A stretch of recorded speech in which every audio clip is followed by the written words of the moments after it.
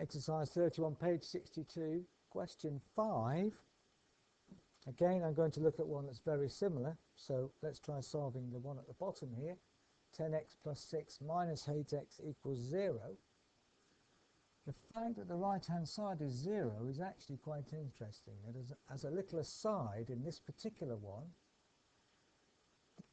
the right-hand side being 0 means that we can multiply or divide the right-hand side by anything we like, and the answer will always be 0. And we can use that fact. If I were to divide both sides of this equation by 2, then the right-hand side is still 0, but we can actually simplify the equation a bit, because 2's goes into 10, 2's goes into 6, and 2's goes into 8. So we could actually simplify this equation.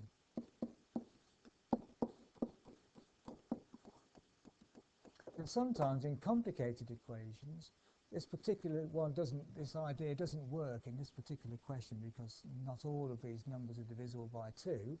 But in the example I gave, they were, so I could simplify the equation down to this and try solving that, and my value for x would be exactly the same. Try it for yourself if you don't believe me and see. X, when I've solved it, will work in both of these equations.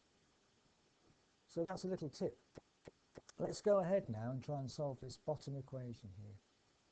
Well, we've actually got x's occurring on the left-hand side, so we just collect them together.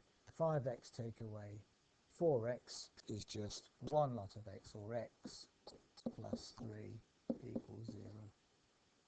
And then we can solve it. Just subtract 3 from both sides.